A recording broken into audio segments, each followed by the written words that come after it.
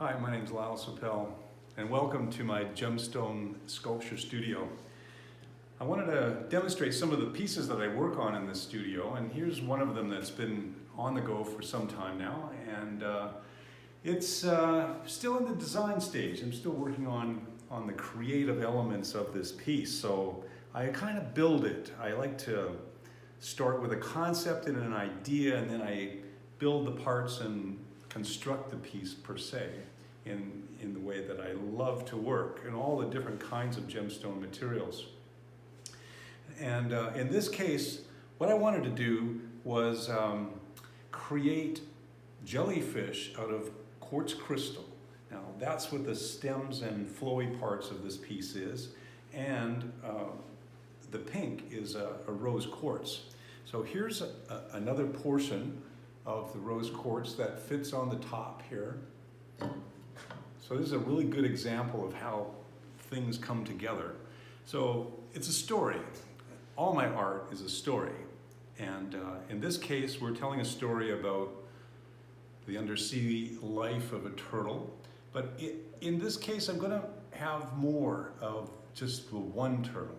So this is the beginnings of it, and I can show you that I'm going to add more crystal balls to the sculpture and enhance it with different gemstone pieces like a lapis lazuli seahorse, as well as beautiful turquoise fish. Now all of these will be part of the elements of this piece, and this is the creative process that I'm talking about and how I go through this conceptual idea of this sculpture. So it's kind of a real play thing for me. I really enjoy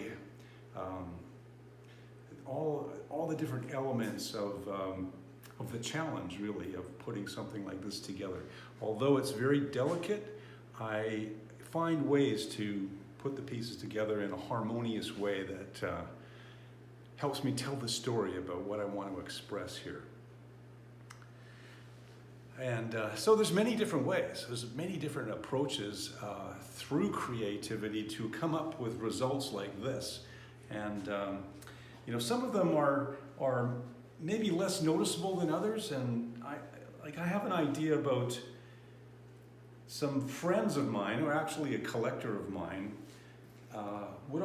he comes from a background, let me just describe this character that I really love. He was a very important person in my life, and I really loved the way he approached his life, although it wouldn't necessarily apply to the way I live. But he was a very successful businessman, this person. And how he approached his creative endeavors was to say, he had a very famous saying in our relationship. He says, "You gotta knuckle down." He said, "You gotta knuckle down." Maybe you've heard of this before, but he would come up with this idea that if you wanted to accomplish something, if you wanted to come up with a successful outcome, you know, you really want to get it done, he'd say, "You gotta knuckle down." And I just love the saying, because of course I understood what that meant, and I knew how that mental concept would apply to me, and whether or not I actually really wanted to go that way to achieve my goal was, you know, something that I'd always give a lot of thought to. So my approach has always been, as an artist, is to go with the flow. And this is what I'm saying about this piece here, is that I would like to build the piece and I'd kind of construct it from a concept or an idea, rather than to force myself into a position where I have to have this accomplished. And I think the knuckle down kind of approach to anything creative is a challenge. Now I think if you want to chop down a tree, dig a ditch, or lift something onto the roof of your house, then you got to knuckle down and you got to take your strength and you got to motivate yourself to get these things done. But if you want to use your intellectual ability, you want to use your creative endeavor, you have to think a little bit differently. You can't just force yourself. And in fact, forcing yourself to be creative it doesn't work. It can't, because it comes from two different parts of your brain. So if you want to chop down a tree, you can force yourself physically to get out there with the axe and chop the tree.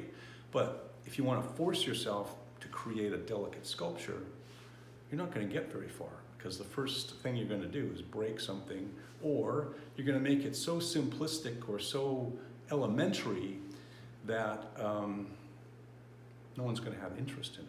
You're not going to get a story. You're not going to get a feeling. You're not going to get your own personal satisfaction from what you're doing. So there's two concepts there I'm talking about here. The flow and the knuckle down concept of accomplishing. So I'm an artist. So what I talk about is how I achieve my goals, my creative goals as an artist. But it doesn't have to apply to artistic work only. I mean, it can apply to anything that you do creatively. There are some people I know that they work with, really complex ideas. They work as, like, say marketers, for instance, or people that need to explain themselves on the internet, something like that.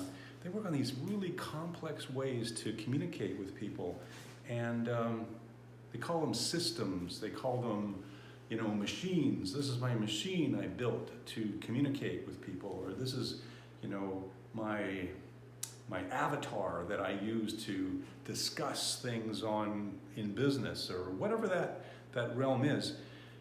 And they say, that's not creative, that's just what I do. But that's not the truth. The only way that people can come up with any new ideas or any approaches through to business or communication is through a creative idea. And it's the same creative approach to communication, for instance, as it is to create sculpture. And in my case, I use my creative energy as an artist to create things like this in gemstones.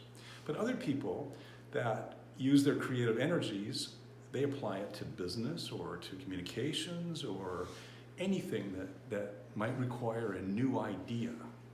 So most people don't actually realize that they're being creative when they are. And I think that's the truth about all of us, is that we all are creative, no matter what you do for a living. So being creative is something that we all do inherently. It's just something that we do. But you can do it better when you realize that you're actually involved in a creative process, and there is a process. So that's something that I found after almost 40 years of doing this kind of art, that there is a process that I always follow through to come up with an end result. So I found that in any case, in any work that you're doing, you find yourself in a process and you come up with an end result. But if you know you're in the process, then you can guarantee a better result with a process and your awareness of it. So let me just show you a few more things that I'm working on in the studio here that are creative, and I've had a lot of love put into them. So I love to work in many forms of shape and design. In this case, I'm creating a squirrel that's out of tiger eye, and it has a beautiful flash in there, but it's not actually polished at this point. But let me just get it wet if I can. Here we are. When it's wet, you can see what the colors are going to be like here. So this creative idea that I've got going here came about through my awareness of nature. I love nature and anything to do with it. And sometimes it's just like the simplest little thing that sparks my imagination. Then I apply my creative process to it, and I get this kind of really fun and wonderful thing. And so in this case, I live in kind of a forested area, and there's a lot of squirrels around my backyard. And this one day, I noticed this one squirrel, he'd come, whenever I'd sit out on my deck, I'd enjoy the weather, this little squirrel would come out close to me, and he'd be, you know, kind of like looking for food or whatever. And so I started training him. I'd get some almonds out of the kitchen, and I just kind of put an almond out of his reach or close to me, and he'd come a little closer for the nut, and then I'd bring it a little closer to me, and he'd come a little closer. So I thought I'd have this really great idea where I would train this squirrel to come up and sit on my lap and eat a nut out of my hand. I thought, oh, this is fun. You know, whenever I'm outside and the squirrel's there, I can coax him into coming a little closer. And so I did that. And he got closer and closer and closer, and he'd almost take the nut out of my hand. I thought, oh, this is fun. You know, it's just a little game I'm playing, but I get to look really closely at the squirrel, and I can see how he is and how he acts and kind of his nature. So, yeah, I like it. So one day, I leave the back door of my house open, and I come to the studio, and I'm working in the studio. And I come back to the house. There's my friendly little squirrel sitting on my kitchen counter, and he's eating my bag. He's ripped open my plastic bag of squirrel bread, of all things, and he's got this great big piece of bread in his mouth, and he's having the best time. He's having lunch in my house. So I thought, oh God, I've trained him too much. He's become too casual with me. So I chased him out, and he took the bread, as a matter of fact, and he left. But since then, I've calmed down with the training of the squirrels in the backyard. My wife gave me a good talking to, and no more of that, because the squirrels are going to take over our kitchen. So with that idea, it just comes along with a new squirrel concept. So let me show you what I'm doing, though, because it's really kind of fun, and I like working with these hard materials. So I've got two kinds of tiger eye here. It's a blue tiger eye for the base or the branch that he's going to be on, and then the brown tiger eye for the top, which is going to make a really nice combination of color. And this will be the base and how he's going to come on to the base. So he's going to sit something kind of like, let's see, something like this maybe on the base. So along with all of this, I'm going to put him into a forest scene whereby these leaves will be attached, and these are green jade leaves. So stay tuned for this project as it develops. Okay, so thanks for being with me today, and I just wanted to share these ideas. If you feel I'd like to hear what your opinions are about the knuckle down concept or the stay in the flow concept. I don't know, maybe either one of those things works best for you, but I'd love to hear what your comments are about that. So if you want to just private message me, that would be great if you did that, or you can just comment on this below in the Facebook or Instagram. So thanks for being with me today, and stay creative. Bye for now.